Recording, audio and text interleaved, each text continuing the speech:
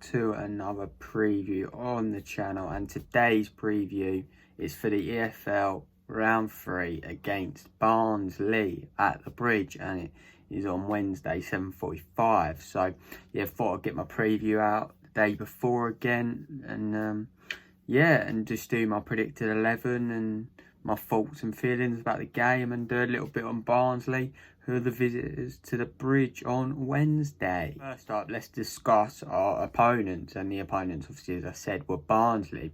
Barnsley are in the Championship, currently sitting 20th positions after losing both of their games so far. So not a good start for Barnsley, and to be fair, last year they were poor and they should have gone down. I remember that. I think they beat Brentford, didn't they, to stay in the league. So yeah, that was a big win for them that kept them in the Championship. So yeah, to be fair, I think we should have enough anyway. We're playing a Championship team. We're going to have some squad rotation here in this game and a few debuts and things like that. So yeah, let's get into the stats about Barnsley. So yeah, like I said, Barnsley 20th. They got the Austrian manager. Don't want to pronounce his name. I'll put him on the screen. Gerard Struper, that's his name.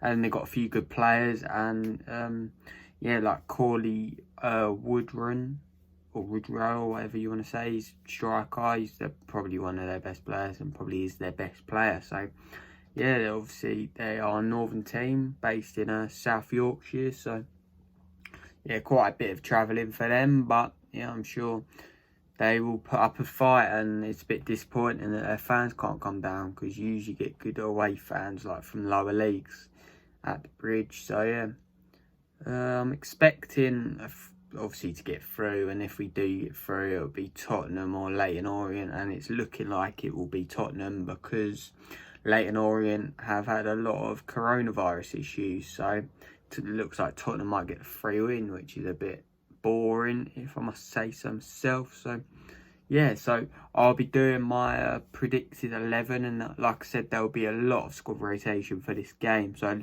let's get straight into it. This is a big chance for Frank to use the squad and get some rotation and try out some of the players that he hasn't had a chance to give games to in the league and all that. And yeah, just before, I just want to say, like, thanks for all the support and all the videos and all of the subs and the comments in the comments and all that good stuff, and obviously on the TikTok and all of the socials. So yeah, thank you for that.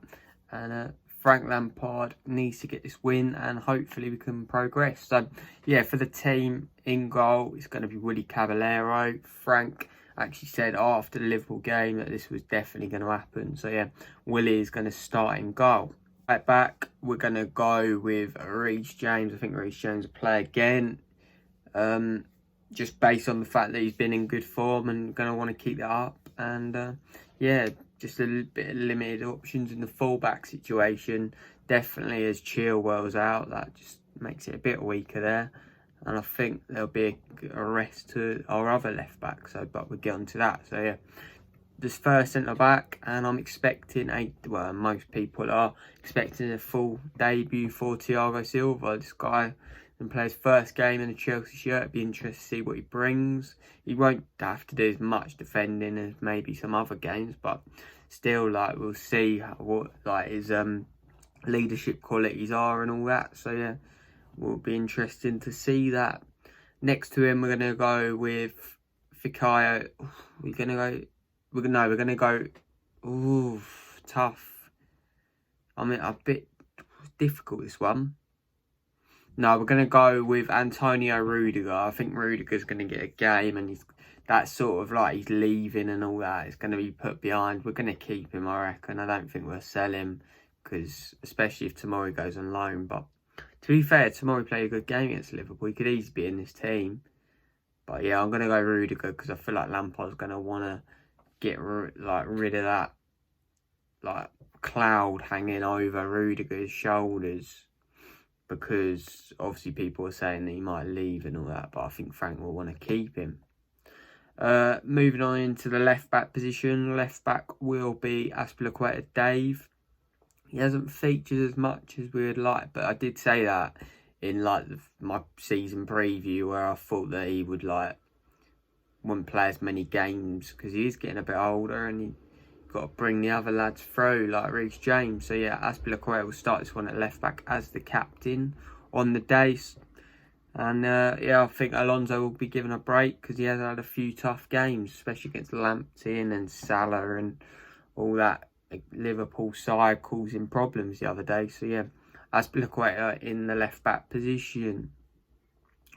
First centre mid or CDM, we're going to go with Jorginho, and I think Jorginho will play this game, frankly, on the fact that I don't think he'll get as much game time now that the others are coming back into the fold, like Kovacic.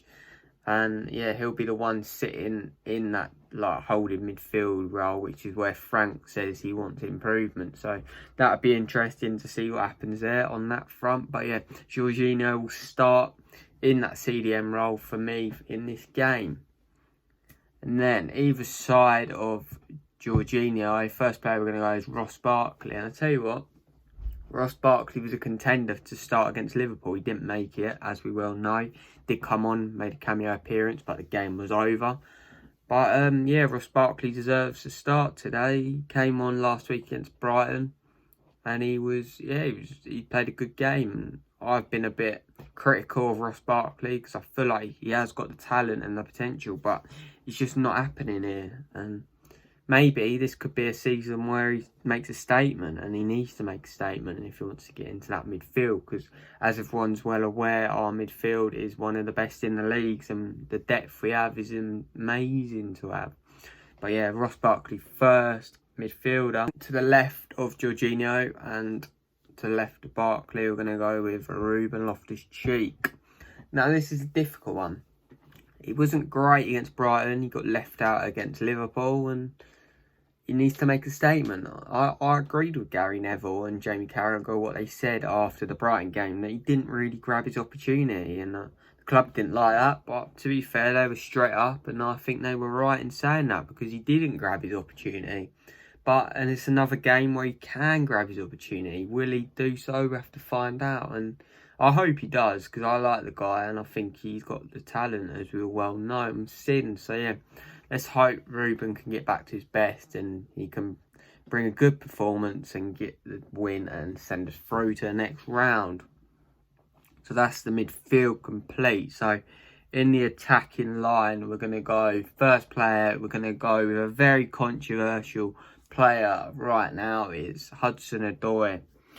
And this really splits the fan base, this one, because some people think like he should be starting, some people want to back Frank, and I'm in the middle. I don't know, I feel like he deserves game time, but when he has played, he hasn't looked that good. Like this star boy, 180k a week, hasn't really done enough in a Chelsea shirt. So we'll see. Like, he needs a big performance, and I'm sure if he does put a good performance, he could be in contention for the game against West Brom. Frank like backs him and lets him stay. It'll be interesting to see what happens there. Moving on into the left winger position, and again we're kind of stuck on options here. But you know what? I think he's going to go with Kai Havertz. I would go Pulisic obviously, but I don't think Pulisic will make it, and he is a doubt. Maybe he'll be back for the West Brom game, we'll see. But if Pulisic is in the squad, he will play because he'll need the game time. Similar to Chilwell, but I don't think Chilwell will be in the squad. Pulisic is more likely to be in the team. But yeah, if it's not Pulisic, it's going to be Kai Havertz again. I think Kai will get his opportunity again. He did get hooked off in it. That would have frustrated him, but he wasn't great again. 2 games, not been great, but you got to give him time. You got to back the guy. Maybe this is the kind of game that will allow him to feel the English game and yeah, get a couple goals or maybe an assist and help him in his progression.